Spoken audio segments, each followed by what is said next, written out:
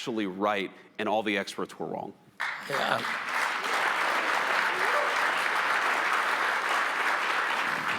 I had a conversation with Marty McCary the other day, and he reminded me that over the Royal Society, the building, the portal for the Royal Society in London, which is the oldest scientific society in the world and the most prestigious. Of course. It says, question everything. Yes.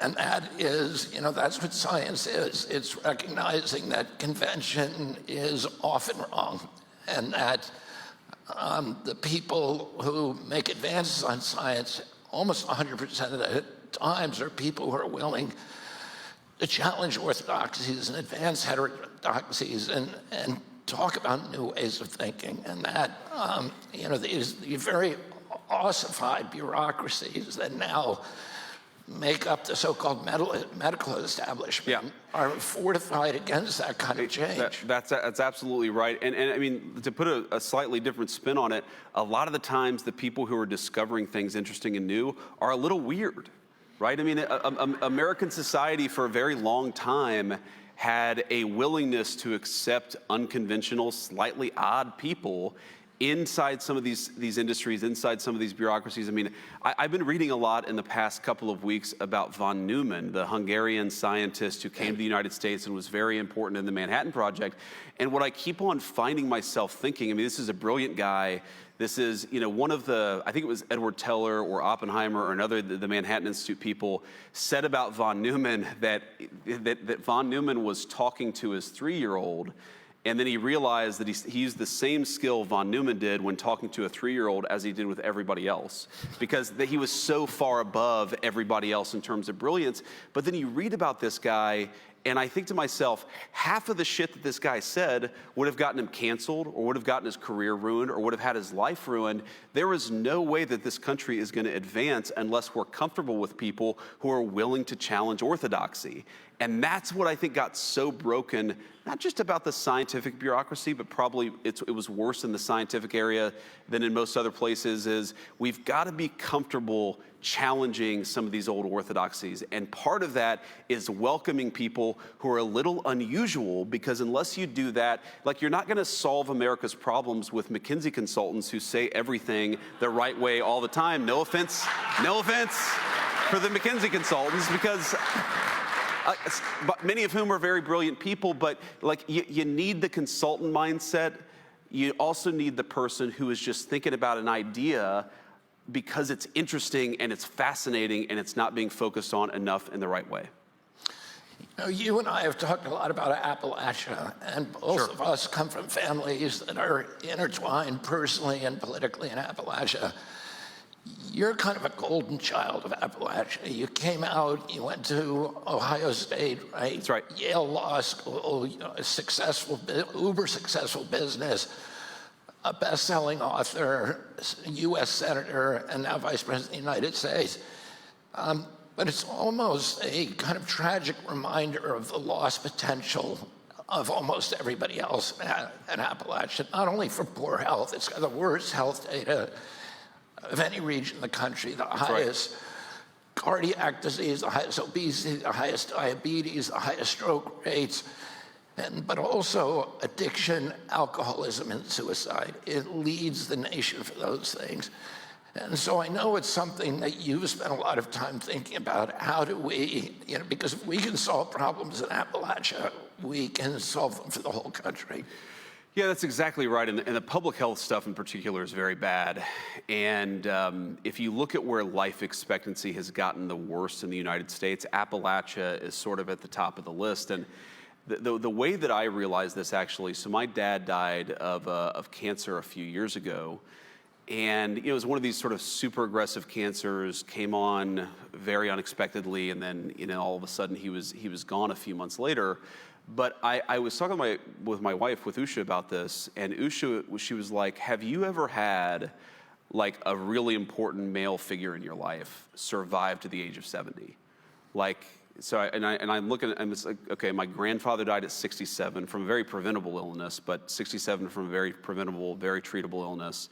I think all of my aunts or all of my uncles, and not a single one of them that I could think of made it to 69. Maybe one of them made it to 70 or 71. And it kind of hit me that if you grow up in Appalachia, you are used to losing the people that you love very, very early on. And you want to talk about like populism, and you want to talk about people being pissed off. Well, yeah, people are pissed off when they don't have good jobs. And people are pissed off when things disappear and move overseas. And people are pissed off when they feel like, other countries are being prioritized over the United States of America. And all of that is part of the populist resentment of the past, 20 or 30 years in American politics. You know what really pisses people off? When they realize that their loved ones are dying much sooner than everybody else. And that is a big part of the story of what's going on in Appalachia and why I think so many people in Appalachia feel left behind. I mean, my story, obviously, it's been, like you said, I'm like the golden boy. Things have just worked out for me in this really incredible way. I feel so lucky and so grateful for it.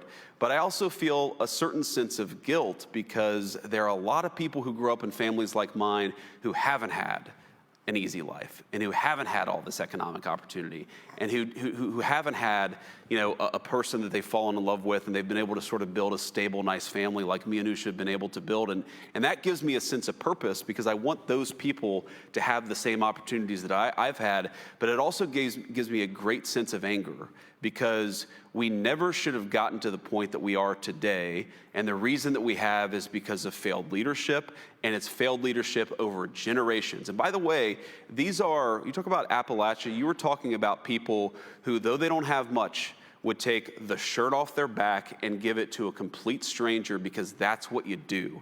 If you go back to America's biggest wars, World War I, World War II, Vietnam, which are the counties that filled their draft quotas with volunteers instead of with draftees? It's very often the parts in deep Appalachia where you've got grinding poverty, but you've also got this incredible love of country.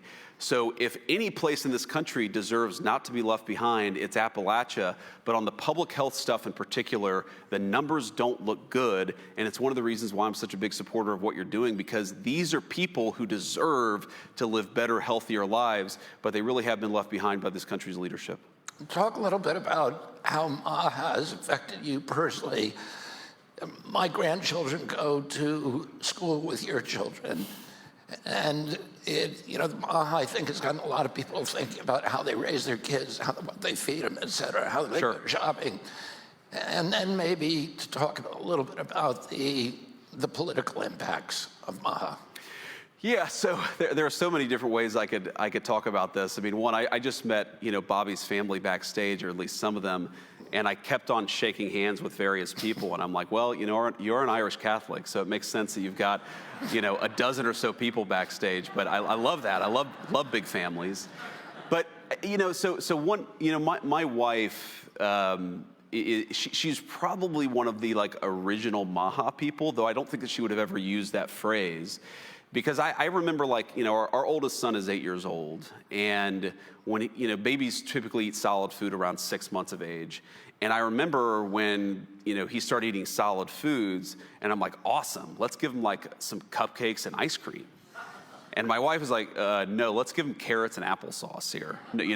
So she was already thinking about health and nutrition in a way that was frankly kind of foreign to me, and that I think is very common among the MAHA crowd. Like, you guys are asking the right questions. What are we putting into our bodies? Where was it sourced from? If we're eating animal-based protein, is it coming from a place where the animals are treated the right way? If we're putting medications into our body, are we actually confident that they're doing the thing that they're supposed to do, that they're safe and effective? I just think this whole thing is about asking very critical questions about what we're putting into our bodies, into the bodies of our kids. And it's really affected me in a very profound way, and how I think about my own nutrition, about particularly how I think about what my kids are taking. And, I'm like one of these crazy people. The one way in which I'm more instinctively MAHA is that if I have a back sprain, or I slept, weird, and I woke up with back pain, I don't want to take ibuprofen. I don't like taking medications. I don't like taking anything unless I absolutely have to.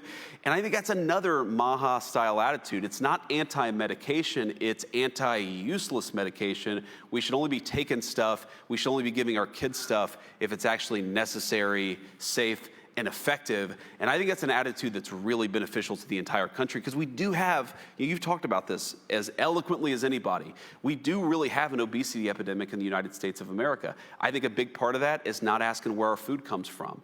We really do have medications that I don't think, maybe they're not solving the chronic disease epidemic, maybe hell, some of them are even causing the chronic disease epidemic. We got to be asking more critical questions about what we're putting into the bodies of our kids. And I don't think we were doing that until this movement came along. You know, the job of the vice president has been called the worst job in the country. and I think I think we're out of time, ladies and gentlemen. I think for some vice presidents that's been true. And I know that President Johnson, during my uncle's tenure, felt that he'd been sidelined, and I think Spiro Agnew and Gerald Ford felt the same way with Nixon. But then you had presidents like, you had Vice President like Dick Cheney, who seemed to be actually running the country, and then you had these, relationships with... Not very well, it turns out. Yeah, we agree on that. But Al Gore and Bill Clinton and Mondale and Carter, who had close personal friendships, you have an amazing job because you have a president who clearly puts tremendous faith in you. He relies on you. He's given you an extraordinary retinue of responsibilities. Talk a little bit about how your relationship with the president has evolved. Yeah, that's a great question. And it's clear to all of us in the cabinet how much affection that he has for you and how much he relies on your wisdom. Well, it's interesting. You're exactly right that the job of vice president is incredibly contingent on the president that you're serving under. And you could have a president who effectively just passes off big swaths of responsibility. You could have a president who delegates. You could have a president who has no trust in their vice president, Kamala Harris, and so it doesn't go very well for that particular vice president. But I think there are two ways that I try to think about my job with the President of the United States. Number one, he requires honest counsel. In other words, if I have an opinion on something, whether I agree or disagree with the administration position, it's really, really important that I talk to the president about it. He doesn't want yes men. And I think that's one of the reasons why you guys have a great relationship, is because you're always thinking about how can I actually give the president the best counsel. But then the second thing is, when the president makes a decision, your job is to execute. It's not to run to the papers and say, well, actually, I disagreed with this decision, or run to the Congress and badmouth the administration. It's to execute. And I think the reason why the president has trust in me is because, yes, I absolutely tell the president what I think about a given issue, but I also recognize I'm the vice president, he's the president, and when the president of the United States makes a decision, it's time to go and get it done. And I think in part because I get things done, right? I mean, sometimes Congress doesn't cooperate. Sometimes the private sector doesn't cooperate. Like, I'm not saying any of us have a batting average of 100, but what I think all of us who've earned the president's trust do is that when the administration makes a decision, when he makes a decision, we actually go out and get it done. And that's why this job has been so empowering for me, is because the president trusts me. He knows I'm going to give him honest counsel. He knows that if he asks me to go get something done, I'm going to try my best to actually go and do it. And that's why we have a good partnership. I think that's why the administration has been so effective this time around, is because there are a lot of people with a very wide diversity of opinions, but we get out there and we try to do the best job for the American people and the President of the United States. And because of that, there's a lot of trust and there's a lot of affection in the cabinet. I mean, you've seen this. Yeah. I've seen this. But when we're sitting in there and the cameras are off, and we're just talking about an issue, there is a deep level of affection and trust between all the senior members of the team. I don't know how it's possible to do this job without it, but I know it's why we've been so successful the past 10 months. Now we've come to the lightning round. Great. Marine Corps workout or Pete and Bobby challenge? That's tough, man. So it's I would say Marine Corps workout, especially for me. The one thing, so I can do like 5 dead hang pull-ups. I have longer arms. I'm a little fatter than I should be. And you know, especially like 10 years or so ago, I got a little out of shape. And so it's actually the Marine Corps like physical fitness test has been an incredible guidepost to me getting back in shape. And it's basically, you run 3 miles, you do 100 crunches, or now instead of crunches, they do, it's this weird planking exercise that's a core exercise, and then there's pull-ups. But I felt like that's been a very good focus. The Pete and Bobby challenge is for people who are in as good a shape as Pete and Bobby, which is not yet me, but that's my goal. My goal is to get there. Who is the funniest guy on the cabinet? Well, obviously, the President of the United States. Yeah. I mean, beside him. So beside him, I mean, look, we all have different views on this. My personal vote for funniest person outside the president is probably Marco. Yeah, Marco. He has an incredible sense of humor. He's got great comedic timing. Rival. Yeah, that's right. That's right. Well, you know, there are a couple others. Look, very good sense of humor among the cabinet. People, There's a lot of funny people. I think Marco is the funniest outside the president. He says something that makes everybody laugh. Correct. At least once during the cabinet meeting. That's right. Well, I mean, I don't know if you saw this video circulating on social media, but you know, the president met the president of Syria, al-Shara, in the Oval Office a couple of days ago, and you know, he asked him, he's like, "Well, how many wives do you have?"